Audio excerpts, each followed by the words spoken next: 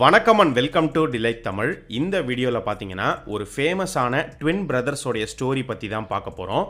இந்த கதை ஒரு புராண கதை தான். இந்த கதையை படித்து முடித்ததுக்கப்புறமா இதுக்கப்புறம் வந்த நிறைய கதைகள், நிறைய படங்களுக்கு இந்த கதை ஒரு பேஸாக இருந்திருக்கும் அப்படிங்கிற மாதிரி தோணுச்சு.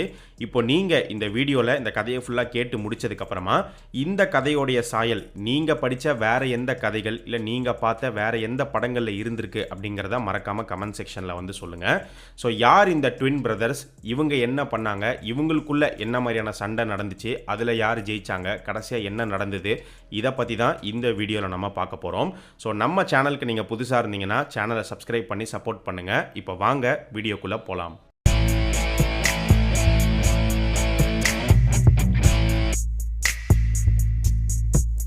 இட்டாலியில் இருந்ததா கருதப்படுற ஒரு நகரம், அந்த நகரத்தோடைய பேர் ஆல்பா லாங்கா. ஆல்பா லாங்கா அப்படிங்கிறது இட்டாலியில் இருந்த ஒரு பழமையான நகரம் அப்படிங்கிற மாதிரி சொல்லப்படுது. இந்த நகரத்தை ஒரு கட்டத்தில் ஆட்சி பண்ணிட்டு இருந்த ஒரு அரசருடைய பேர் நியூமிட்டார். நியூமிட்டார் அவருடைய ஆட்சி காலத்தில் ஒரு நல்ல ராஜாவாக தான் அவர் இருந்திருக்காரு. அவருக்கு பார்த்தீங்கன்னா ஒரு பையன் ஒரு பொண்ணு. பையனுடைய பேர் லாசஸ், பொண்ணுடைய பேர் ரியா சில்வியா. ஸோ இந்த நியூமிட்டார் அப்படிங்கிற இந்த ஒரு ராஜாக்கு ஒரு தம்பியும் ஒருத்தர் இருந்திருக்காரு. அவருடைய பேர் அமியூலியஸ். ஆனால் அமியூலியஸ் பார்த்தீங்கன்னா நியூமிட்டார் அளவுக்கு நல்லவர் கிடையாது. ஸோ அமியூலியஸ்க்கு தான் ராஜாவாக இருக்கணும் அப்படிங்கிற ஒரு ஆசையில் ஒரு கட்டத்தில் அவர் என்ன பண்ணுறாரு அப்படின்னு பார்த்தீங்கன்னா, ஒரு நாள் அமியூலியஸ் அவருடைய படையை ஃபுல்லாக திரட்டி அரண்மனைக்குள்ளே மொத்த கண்ட்ரோலுமே அவர் எடுத்துடுறாரு. ஸோ ஏற்கனவே ராஜாவாக இருக்கிற இவருடைய அண்ணனான நியூமிட்டாரை பார்த்தீங்கன்னா சிறையில் அடைச்சிடுறாரு. நியூமிட்டாரோடைய பையன் லாசஸை கொலை பண்ணிடுறாங்க. நியூமிட்டாரோடைய பொண்ணு ரியா சில்வியா பார்த்தீங்கன்னா வெஸ்டல் வெர்ஜினாக மாற்றிடுறாங்க. வெஸ்டல் வெர்ஜின்னா என்ன அப்படின்னு கேட்டிங்கன்னா, வெஸ்டா அப்படிங்கிறது ஒரு வெர்ஜின் காடஸ். அந்த கடவுளுக்கு பணி செய்கிற பணி பெண்களை வெஸ்டல் வெர்ஜின்ஸ் அப்படின்னு சொல்கிறாங்க. இப்போ எப்படி கிறிஸ்டியானிட்டியில் நன்ஸ் இருக்காங்களோ அதே மாதிரி தான் இங்கே வெஸ்டல் வெர்ஜின்ஸ். இவங்களுமே பார்த்தீங்கன்னா கல்யாணம் பண்ணிக்க மாட்டாங்க, குழந்தை பெற்றுக்க மாட்டாங்க, இதெல்லாம் பண்ணக்கூடாது. ஸோ எல்லா உணர்ச்சிகளையும் எல்லா ஆசைகளையும் கட்டுப்படுத்தி முழுமையாக கடவுளுக்காக பணி செய்யக்கூடிய பெண்களாக அவங்க இருப்பாங்க. அதில் அவங்களுக்கு நிறைய ரூல்ஸ் அண்ட் ரெகுலேஷன்ஸ் அப்படிங்கிறது இருக்கும். அதை அவங்க மீறினாங்க அப்படின்னா கடுமையான தண்டனைகளுமே கொடுக்கப்பட்டிருக்கு. ஸோ இப்படி ஒரு வெஸ்டல் வெர்ஜினா ரியா சில்வியாவை அமியூலியஸ் அனுப்பி விட்டுறாரு. இதெல்லாம் எதுக்காக பண்ணுறாரு அப்படின்னு பார்த்தீங்கன்னா, இவருடைய அண்ணன் நியூமிட்டருக்கு அடுத்த பரம்பரையே இருக்கக்கூடாது. நாளைக்கு எதிர்காலத்தில் யாராவது பிறந்து நான் தான் அடுத்த ராஜா அப்படின்னு சொல்லி நம்மக்கிட்ட சண்டைக்கு வரக்கூடாது அப்படிங்கிறதுக்காக தெளிவாக பார்த்தீங்கன்னா நியூமிட்டாரை சிறையில் அடைச்சாச்சு. நியூமிட்டாரோடைய பையனை கொலை பண்ணியாச்சு.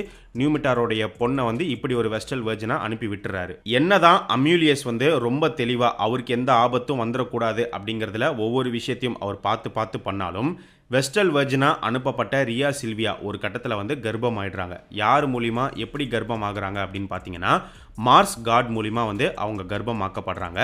இந்த செய்தி அமியூலியஸ்க்கு தெரிய வந்த உடனே அவர் ரொம்ப கோபமாகி ரியா சில்வியாவை சிறையில் அடைக்க சொல்லி உத்தரவு போடுறாரு. அதே மாதிரி ரியா சில்வியா ஒரு இருட்டான ஒரு சிறையில் செயின்லாம் கட்டி போட்டு அவங்கள அடைச்சிடுறாங்க. அந்த ஒரு இருட்டான சிறையில் தான் ரியா சில்வியா அவங்களுடைய குழந்தைகளை சுமந்து அங்கே தான் அவங்க குழந்தை பெற்றுக்கிறாங்க. ஸோ அவங்களுக்கு ட்வின் பேபிஸ் பிறக்குது, 2 அழகான ஆண் குழந்தைகள். ஸோ குழந்தை பிறந்துருச்சு அப்படிங்கிற இந்த ஒரு செய்தியை அரசரான அமியூலியஸ் கிட்ட போய் தெரிவிக்கிறாங்க. இதை கேட்ட உடனே அமியூலியஸ் என்ன உத்தரவு போடுறாரு அப்படின்னு பார்த்தீங்கன்னா, உடனே அந்த 2 குழந்தைங்களுமே டைபர் நதியில் வீசிருங்க அப்படிங்கிற மாதிரி உத்தரவு போடுறாரு. ஸோ வீரர்களும் ரியா சில்வியா கிட்டேருந்து அவங்களுடைய குழந்தைங்களை பிரித்து டைபர் நதியில் வீசுறதுக்காக கொண்டு போகிறாங்க. ஆனால் அங்கே போனதுக்கப்புறமா வீரர்களுக்கு இந்த 2 அழகான குழந்தைங்களை அப்படியே நதியில் தூக்கி போகிறதுக்கு மனசு வரல. அதனால் அவங்க என்ன பண்ணுறாங்க அப்படின்னு பார்த்தீங்கன்னா, ஒரு கூடையில் இந்த 2 குழந்தைங்களை வச்சு அந்த கூடையை அப்படியே அந்த நதியில் தள்ளி விட்டுறாங்க. சரி, எப்படியும் இந்த 2 குழந்தைங்களும் இறந்து போயிடும் அப்படின்னு சொல்லிட்டு அவங்க எல்லாருமே போயிடுறாங்க. ஆனால் அந்த நதி இந்த 2 குழந்தைங்களை ஒரு இடத்துல கொண்டு போய் சேர்க்குது. ஒரு அத்தி மரம் இருக்கிற இடத்துல கொண்டு போய் சேர்க்குது. அந்த இடத்துல முதல்ல அந்த 2 குழந்தைங்களை பார்க்குறது யார் அப்படின்னு பார்த்தீங்கன்னா, ஒரு ஷீ உல்ஃப், ஓனாய் தான் பார்க்குது. பார்த்த உடனே அந்த 2 குழந்தைங்களை எடுத்துகிட்டு போய் அதுதான் பால் கொடுக்குது. ஒரு பக்கம் இந்த ஷீ உல்ஃப், இன்னொரு பக்கம் ஒரு உட்பெக்கர். இது ரெண்டுமே தான் இந்த 2 குழந்தைங்களையுமே பத்திரமா பார்த்துக்குது. ஒரு நாள் என்ன நடக்குது அப்படின்னு பார்த்தீங்கன்னா, இந்த காட்டு வழியாக வர ஒரு ஆடு மேய்க்கிற ஒருத்தர், அவருடைய பேர் ஃபாஸ்டலஸ். அவர் இந்த 2 குழந்தைங்களை பார்க்குறாரு. இந்த மாதிரி அனாதையாக தனியாக இருக்கே அப்படின்னு பார்த்துட்டு அவர் இந்த 2 குழந்தைங்களுமே அவருடைய வீட்டுக்கு கொண்டு போய் அவருடைய மனைவி கிட்ட காட்டுறாரு. நடந்த விஷயத்தை சொல்கிறாரு. ஸோ அவங்களுக்கு பார்த்தீங்கன்னா குழந்தை கிடையாது. அதனால இந்த 2 குழந்தைங்களை நம்மளுடைய குழந்தைங்களா நம்ம எடுத்து வளர்க்கலாம் அப்படிங்கிற ஒரு முடிவுக்கு வராங்க.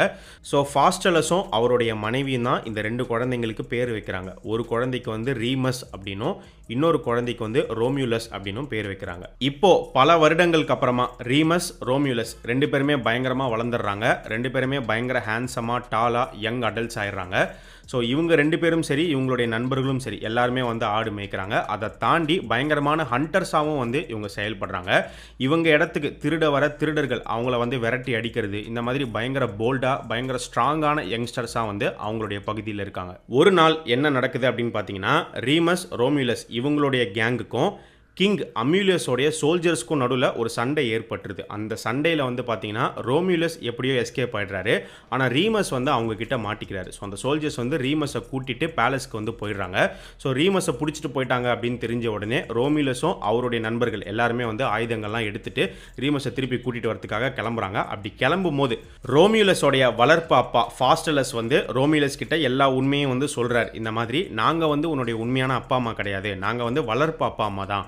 உங்கள் 2 பேருமே நான் இந்த இடத்துல தான் பார்த்தேன், இங்கேருந்து தான் வீட்டுக்கு கூட்டிகிட்டு வந்து வளர்க்க ஆரம்பித்தோம் அப்படிங்கிற மாதிரி எல்லா உண்மையும் வந்து சொல்லிடுறாரு.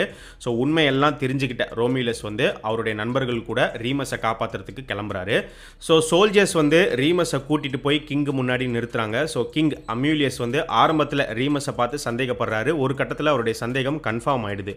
ரீமஸ், ரோமியூலஸ் 2 பேருமே வந்து சில்வியாவுடைய பசங்க, அவங்க வந்து இன்னும் சாகலை, உயிரோடு தான் இருக்காங்க அப்படிங்கிற எல்லா விஷயமும் கிங் அம்யூலியஸ்க்கு தெரிய வருது.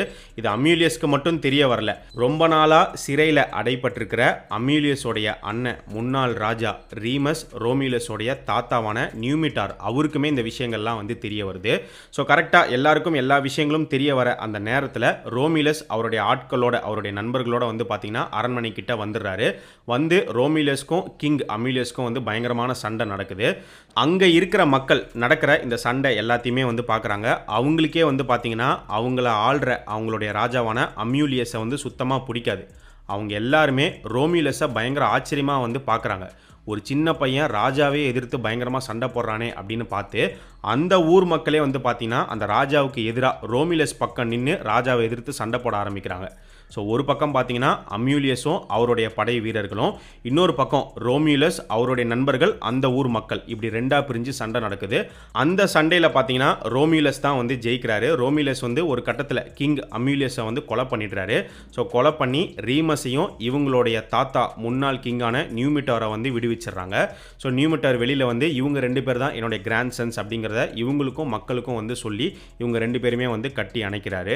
ஸோ ரீமஸ், ரோமியூலஸ் இவங்க 2 பேரும் என்ன பண்றாங்க அப்படின்னு பார்த்தீங்கன்னா, மறுபடியும் இவங்களுடைய தாத்தா நியூமிட்டாரை வந்து ஆல்பா லாங்காவுடைய கிங் ஆக்கிடுறாங்க. ஸோ கிங் ஆக்கிட்டு அவங்க என்ன சொல்றாங்க அப்படின்னா, எங்களுக்கு வந்து இங்கிருந்து இந்த சிட்டியை ஆட்சி பண்ணணும் அப்படிங்கிற ஆசை கிடையாது, எங்களுடைய ஆசையை எங்களுக்கான ஒரு தனி சிட்டியை வந்து உருவாக்கணும் அப்படிங்கிறது தான். அதுவும் எந்த இடத்துல உருவாக்கணும்னு ஆசைப்படுறாங்க அப்படின்னு பார்த்தீங்கன்னா, டைபர் நதியில் இவங்க 2 பேரும் எந்த இடத்துல போய் சேர்ந்தாங்களோ, எந்த இடத்துல ஷீ உல்ஃப் இவங்கள பார்த்து பால் கொடுத்துச்சோ, ஸோ அந்த பகுதியை தான் வந்து சூஸ் பண்ணி அங்கே எங்களுக்கான ஒரு தனி சிட்டியை வந்து உருவாக்கிக்கணும் அப்படின்னு சொல்லி இங்கேருந்து அவங்க கிளம்பி அவங்களுடைய பகுதிக்கே வந்து போகிறாங்க.